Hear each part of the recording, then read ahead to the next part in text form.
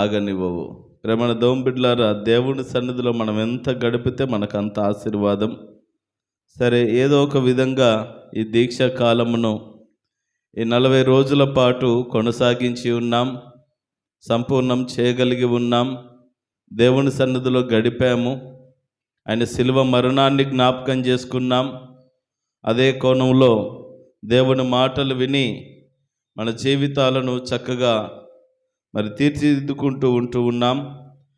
అంత మాత్రమే కాకుండా దేవుని సన్నిధిలో ప్రతి దినము గడుపుచు ప్రత్యేకంగా దేవునికి ఇవ్వవలసినటువంటి సమయాన్ని ఇస్తూ దైవ చిత్తానుసారంగా వ్యవహరిస్తూ వస్తూ ఉన్నాం. ప్రేమన దేవుని బిడ్డలారా, చాలా రోజులుగా ఇన్ని రోజులుగా చాలా ప్రసంగాలు అద్భుతంగా వింటూ వస్తూ ఉన్నాం. ఇవన్నీ కూడా మనలో మార్పుని తీసుకురావడానికి, మనము ఆత్మీయంగా వృద్ధి పొందడానికి, ఒక మెట్టు తర్వాత మరొక మెట్టు ఎదగడానికి అవసరమైనటువంటి దేవుని మాటలు అని మనము జ్ఞాపకం చేసుకోవాలి. ప్రభునందు ప్రేమన దేవుని బిడ్డలారా, జ్ఞాపకం చేసుకుందాం. ఈరోజున యూదా ద్రోహము గురించి నేర్చుకుంటూ ఉన్నాం. దరిదాపుగా ఈ పరిశుద్ధ వారములో జరిగినటువంటి సంఘటనలే ప్రతి వారము ప్రతి సంవత్సరం కూడా మనం జ్ఞాపకం చేసుకుంటాము. అందులోనే భాగంగా ఏమన్నా మైకులు ఆన్లో ఉన్నాయా?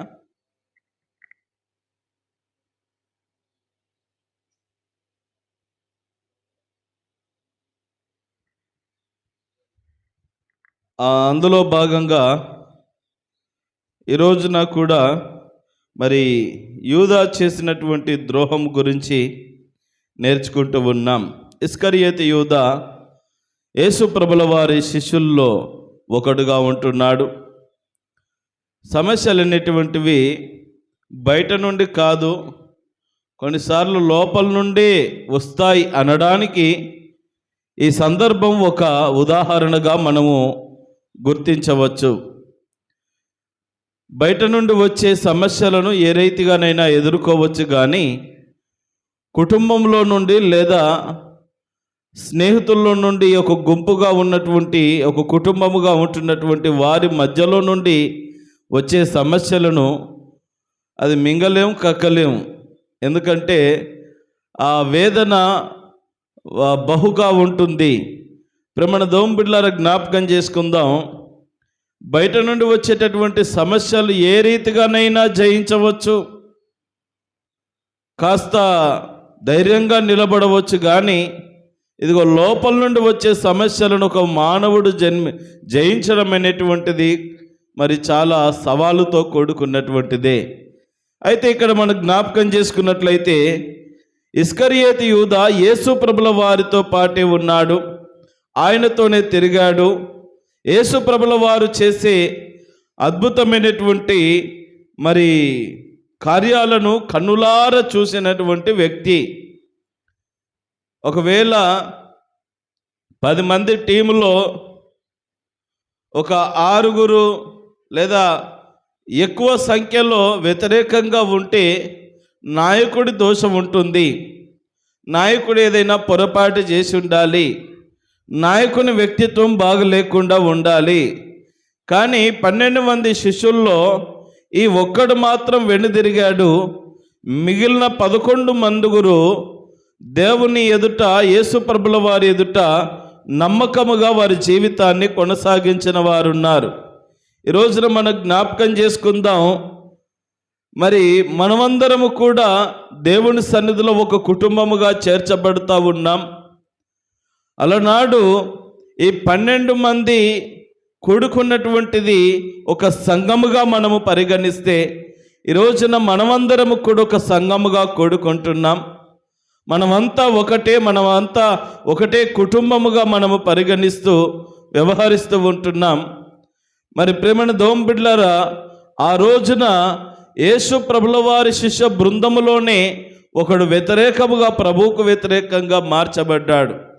అదే క్రమంలో ఈ రోజున ఆ సందర్భాన్ని మనకు అన్వయించుకున్నట్లయితే ఈ రోజున సంఘము కాస్త తప్పుద్రారిన వెళ్ళడానికి, సంఘము చిన్నాభిన్నము కావడానికి, సంఘము లేదా మన కుటుంబాలు అస్తవ్యస్తం కావడానికి, కాస్త ఆత్మీయ ప్రగతిని కోల్పోవడానికి గల ముఖ్య కారణం ఏంటంటే, కొంతమంది ఇదిగో ఈ సంఘానికి కానీ, ప్రజలకు కానీ, సంఘ క్రమశిక్షణకు కానీ ద్రోహము తలబడేటటువంటి వాళ్ళు చాలామంది ఉంటారు.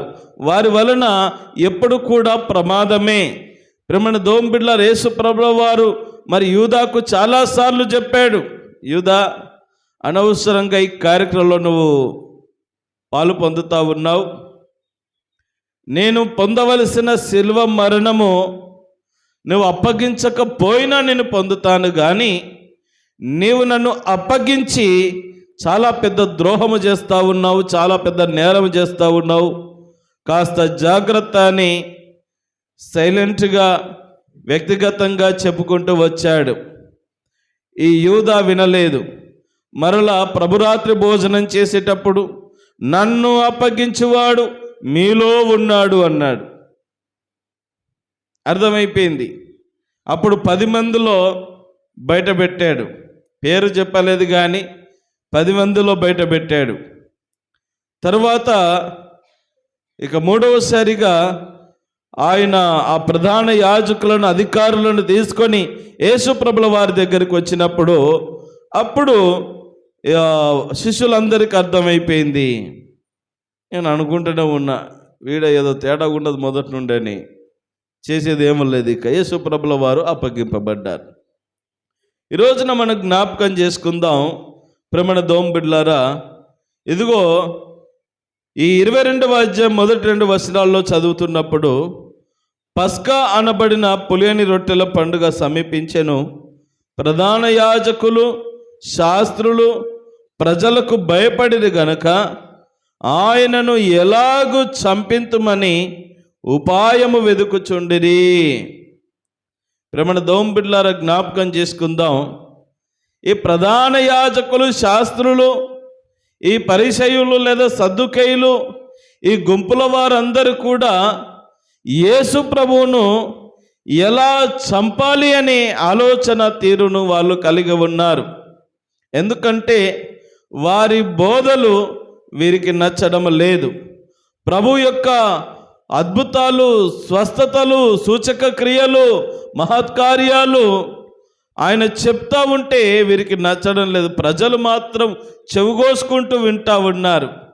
కొండ మీదకెక్కి సముద్ర తీరమున గంటలు గంటలు రోజుల తరబడి దేవుని మాటలు వినడానికి పరిగెత్తుకొని వెళ్తున్నారు. కానీ ఇదిగో వీరికి మాత్రము మరి చాలా ఇబ్బందికరముగా మారిపోయిన యేసు ప్రభుల వారి మాటలు. ఎందుకంటే ధర్మశాస్త్రము పాటించేటటువంటి వాళ్ళు, ధర్మశాస్త్రము ఎలా చెప్తే అలాగే పాటించేటటువంటి ఆ క్రమాన్ని యేసు ప్రభుల వారు జీవించిన కాలానికి కూడా అలాగే కొనసాగుతూ ఉన్నది. పక్కనాడు చచ్చినా పట్టించుకోకుండా వచ్చి మరి ప్రార్థనలో కూర్చునేటటువంటి ఆ ఆచార వ్యవహారం ఏదంటే, మా ధర్మశాస్త్రం ఇలా చెప్తున్నదండి, ఎవరికేమైనా మాకు సంబంధం లేదు అనేటటువంటి భావనల మధ్యలో భక్తి మంచిదే, కానీ ఈ భక్తి ఎలా మారిపోయిందంటే ఒక మూర్ఖ స్వభావము కలిగిన భక్తిగా మార్చబడింది. ఆ మూర్ఖత్వాన్ని పారద్రోలడానికి యేసు ప్రభుల వారు శత విధాలుగా ప్రయత్నాలు చేసి చాలాసార్లు వారిని ఒక సరైనటువంటి మార్గంలో నడిపించిన ప్రయత్నం చేశాడు. అది వారికి నచ్చడం లేదు. మరి అబద్ధానికి ఉన్నంత అవకాశం నిజానికి ఉండదు కదా. అబద్ధము విన్నంత ఈజీగా మనము నిజాన్ని వినలేము, దాన్ని మనం అనుకరించలేము కూడా. ప్రేమణ దోంబిడ్లారా, నిజము చెప్తే ఇంకో మాట అంటారు కదా, ఉన్నది ఉన్నట్టంటే ఊర్లో ఉండనియరంట. అంతేనా? ఉన్నది ఉన్నట్టుగా మాట్లాడితే సాలేవయ్యా బాగా చెప్పొచ్చావు కానీ ఎల్లు సర్దుకో అనేటటువంటి పరిస్థితులు. ఇదిగో ప్రేమణ దోంబిడ్లారా, ఈ రీతిగా వాళ్ళు ఏం చేస్తూ ఉన్నారంటే ఉపాయం వెతుకుతూ ఉన్నారు. ఎన్నోసార్లు ప్రభువును పట్టుకోవడానికి ప్రయత్నం చేస్తూ ఉన్నారు, కానీ ఎక్కడ కూడా యేసు ప్రభుల వారు వారికి చిక్కడం లేదు. ఇలాంటి తరుణములో నేనే యేసు ప్రభువును పట్టిస్తాను, నాకేమిస్తారు అని ఈ ఇస్కరియోతు యూదా వెళ్ళాడు. మరి ఎలా ఉంటుంది? అప్పటికే చక్కగా ప్రభువును పట్టుకోవడానికి ఉపాయాలు వెతుకుతూ చాలా నానా రకాలుగా ప్రయత్నాలు చేస్తున్నటువంటి వారికి ప్రేమణ దోంబిడ్లారా మరి చేయుతనిస్తే మరి ఎంత ద్రోహమో, నమ్మక ద్రోహమో ప్రేమణ దోంబిడ్లారా జ్ఞాపకం చేసుకుందాం. ఈ రీతిగా 3, 4, 5 వచనాల్లో మనం గమనించినట్లయితే అంతటా 12 మంది శిష్యుల సంఖ్యలో చేరిన ఇస్కరియోతు యూదా అనబడిన యూదాలో సాతాను ప్రవేశించెను గనుక వాడు వెళ్ళి ఆయనను వారికి ఎలాగో అప్పగింపవచ్చునో దాని గురించి ప్రధాన యాజకులతోనూ అధిపతులతోనూ మాటలాడెను. అందుకు వారు సంతోషించి వానికి ద్రవ్యమీయ మరి ఇక మేము పట్టిస్తాం, ఇక నేను చూసుకుంటానంటే వాళ్ళకి ఎంత సంతోషమో. ఇప్పటికే కాచుకొని కూర్చున్నారు, వాళ్ళు ఇప్పటికే కాచుకొని కూర్చున్నారు. ఎప్పుడెప్పుడు ఆయనను అటాక్ చేద్దామా అని కాచుకొని కూర్చున్నారు. అలాంటి వారికి ఉపాయం చెప్తా ఉంటే ఇక ఎంత సంతోషమో కదా. సరే, వాళ్ళు వానికి ద్రవ్యం ఇస్తామని సమ్మతించారు. అందుకు వాడు ఒప్పుకొని జనసమూహం లేనప్పుడు ఆయనను వారికి అప్పగించుటకు తగిన సమయం కొరకు వెతుకుతూ ఉన్నాడు. ప్రేమణ దోంబిడ్లారా జ్ఞాపకం చేసుకుందాం. ఇక్కడ యూదా చేసినటువంటి ఒక నమ్మక ద్రోహము మనకు కనబడుతూ ఉన్నది. అంటే నమ్మించి మోసం చేయడం. యేసుప్రభుల వారి దగ్గర అందరితో పాటు నమ్మకముగా ఉన్న వ్యక్తి, ఎంతో నమ్మకముగా ఉంటూనే వెనకాల గోతులు తవ్వేటటువంటి ఈ వ్యక్తిత్వాన్ని ఇస్కరియోతు యూదా కలిగి ఉన్నాడు. ప్రేమణ దోంబిడ్లారా జ్ఞాపకం చేసుకుందాం. ఈ రోజున నమ్మకత్వాన్ని సంపాదించుకోవడం చాలా కష్టం. మనుషులకు పోగొట్టుకోవడం ఒక నిమిషం పని, అంతేనా? చెడుగా మారిపోవడానికి, సాక్ష్యం చెడిపోవడానికి, పడిపోవడానికి ఒక క్షణము చాలు. కానీ అదే మంచితనాన్ని, నమ్మకత్వాన్ని సంపాదించుకోవడానికి మరి చాలా సమయం పడుతుంది. అయితే ఈ నమ్మకత్వాన్ని ఇస్కరియోతు యూదా మరి యేసు ప్రభుల వారి దగ్గర సంపాదించుకున్నాడు.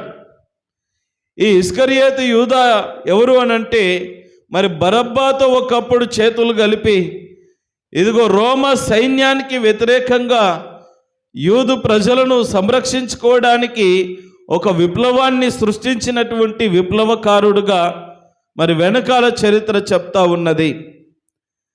ఒక విప్లవకారుడిగా ఉన్నటువంటి ఈ యూదా యేసు ప్రభుల వారు చూసినప్పుడు ఆయన గురించి విన్న సమాచారం ఏంటంటే ఈయన యూదులకు రాజుగా వస్తూ ఉన్నాడు, ఈయన ప్రజలకు మేలు చేస్తూ ఉన్నాడు, ముఖ్యంగా యూదులకు చాలా మేలు చేస్తూ ఉన్నాడు. నీలాంటి కొరకేనయ్యా నేను ఇంతకాలం వెతుకుతా ఉన్నది, మనిద్దరం చేతులు కలుపుదాం, వెళ్ళి ఈ రోమీలను నాశనం చేసి మనము ఈ ప్రజలను ఏలుదాము అనేటటువంటి కోణములో మాట్లాడినప్పుడు యేసు ప్రభుల వారు అతని మాటలు నిరాకరించి తన పని తను చూసుకుంటూ ప్రజలకు ఆయన చేస్తున్న సేవలు, కార్యాలు చూచి తన మనసు కరిగి, మనసు మార్చబడి యేసు ప్రభుల వారిని నమ్మకముగా వెంబడించిన వాడే ఇస్కరియోతు యూదా. ఈ 3.5 సంవత్సరాలు నిజంగానే తన బ్రతుకు మార్చబడినట్టుగా కనబడింది. కానీ ఇదిగో చివరికి వచ్చేసరికి ఎక్కడో కాస్త వెలితి. ఈ 12 మంది శిష్యులతో పాటుగా తనకు కూడా సమానమైనటువంటి ఆధిక్యతను యేసుప్రభుల వారు ఇచ్చాడు. ఇంకా కాస్త వెనకాల చరిత్ర గమనిస్తే ఈ టీంలో యేసుప్రభుల వారు ఒక్కొక్కరికి ఒక్కొక్క బాధ్యతలను అప్పగించాడు. ఇందులో ఈయన క్యాషియర్, ఖజానాదారుడు. ఇస్కరియోతు యూదా ఖజానాదారుడు. మరి మీటింగ్లు పెట్టినప్పుడు వచ్చినటువంటి కానుకలు ప్రజలందరూ కూడా సేవకు సమర్పించిన అర్పణలు ఏవైతే ఉన్నాయో వాటన్నిటిని పోగు చేసి దగ్గర పెట్టుకొని ఆ అక్కర్లు తీర్చుకునేటటువంటి వ్యక్తే, చక్కగా ఆ అవసరతలు దూర్చగలిగిన వ్యక్తి. మీకు తెలుసా, 5 రొట్టెలు 2 చేపలు 5,000 మందికి పంచినప్పుడు, అయ్యా ఇంతమందికి ఆ రొట్టెలు కొనుక్కు రావాలంటే ఎక్కడ డబ్బులు ఉన్నాయి అని అడిగిన వ్యక్తి ఈయననే. ఇంతమందికి డబ్బులు చాలదు కదా, తీయవయ్య ఖజాన్లో నుండి. లేవు ప్రభువా, ఏడున్నాయి డబ్బులు? ప్రేమన దేవుని బిడ్డలారా, ఆ వ్యక్తిత్వం అక్కడి నుండి ఉన్నది. మనకేంటంటే అక్కడక్కడ లైట్గా కనబడుతూ ఉంటుంది, కానీ ఉన్నది క్యారెక్టరు ఏంటంటే మార్చబడినట్టుగా ఉన్నాడు, నమ్మకముగా ఉన్నట్టుగా ఉన్నాడు, కానీ అపనమ్మకస్తుడుగానే బ్రతికాడు. ద్రోహము చేయిచూనే, వెనకాల గోతులు తీస్తూనే బ్రతికాడు. ప్రేమణ దేవుని బిడ్డలారా, జ్ఞాపకం చేసుకుందాం. ఈ రోజున ఆ రీతిగా వ్యవహరించినటువంటి వ్యక్తే ప్రేమణ దేవుని బిడ్డలారా. అయితే ఇంకా కాస్త చరిత్ర మనం గమనిస్తే ఇక్కడ రాయబడలేదు, కానీ మరి యూదాకు ఒక పొలము కొనాలనేటువంటి ఆశ కలిగిందంట. ఆ పొలము కొనడానికి మరి కాస్త డబ్బులు తక్కువయ్యాయి. ఇక రేపో మాపో ఈయన అంటే నేను వెళ్ళిపోతాను అంటున్నాడు. ఇదేదో నచ్చడం లేదు.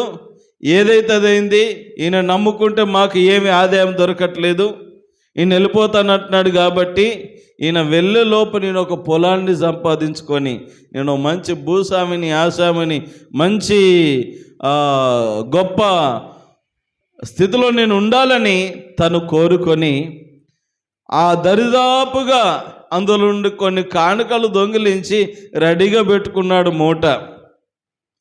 సరే, అవి ఉన్నాయి కదా, కానీ అవి సరిపోవడం లేదని ఇంకా కొన్ని కావాలి.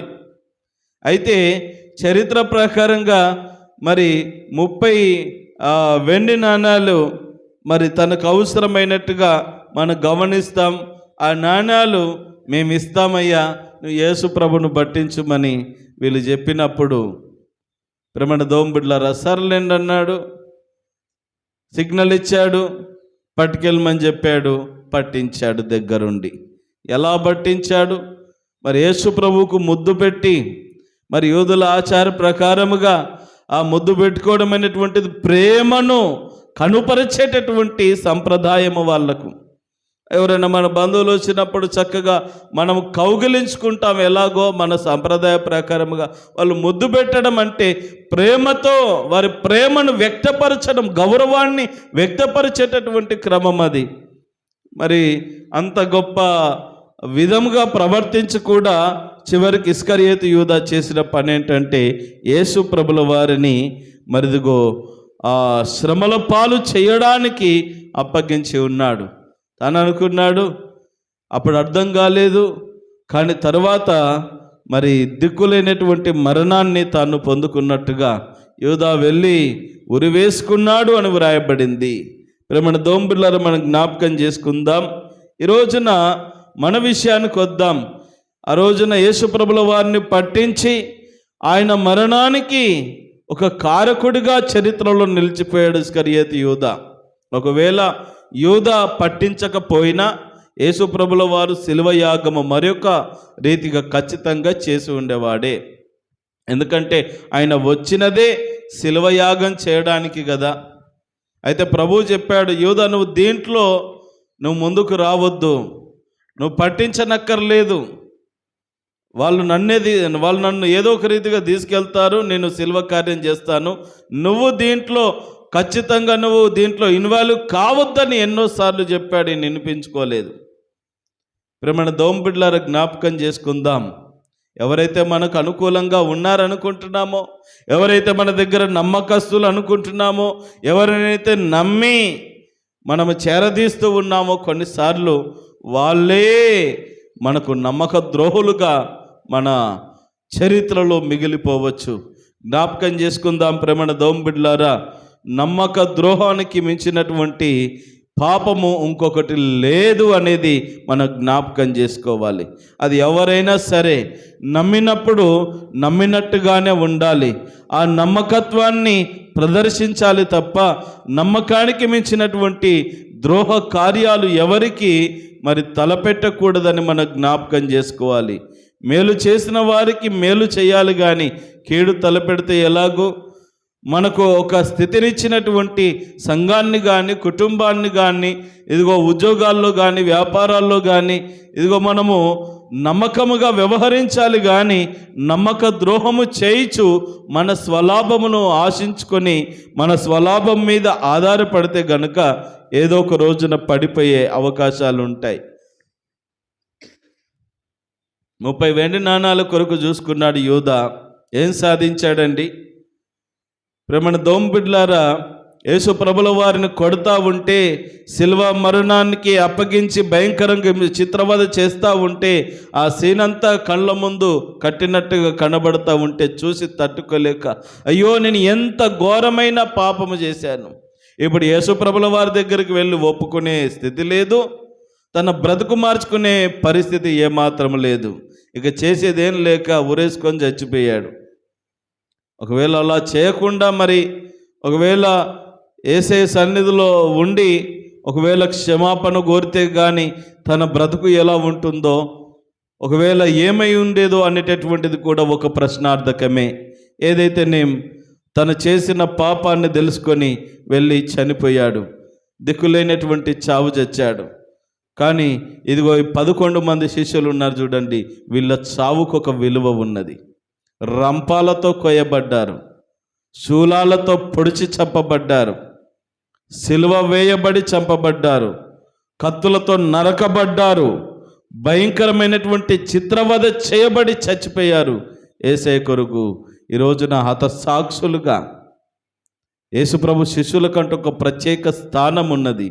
కానీ అందులో స్థానాన్ని పోగొట్టుకున్నది ఎవరంటే నమ్మక ద్రోహము చేసిన ఇస్కరియోతు యూదా. అన్ని చేసినా ఈ ఒక్క చోట పడిపోయి ఇక ఏమీ పొందుకోలేకపోయాడు. ప్రేమణ దోంబిడ్లారా, జ్ఞాపకం చేసుకుందాం. మరి మన పరిస్థితి ఏంటి? సంఘములో మనం నమ్మకంగా ఉన్నామా? కుటుంబంలో మనం నమ్మకముగా ఉన్నామా? మనకు అప్పగింపబడిన బాధ్యతలో నమ్మకముగా ఉన్నామా?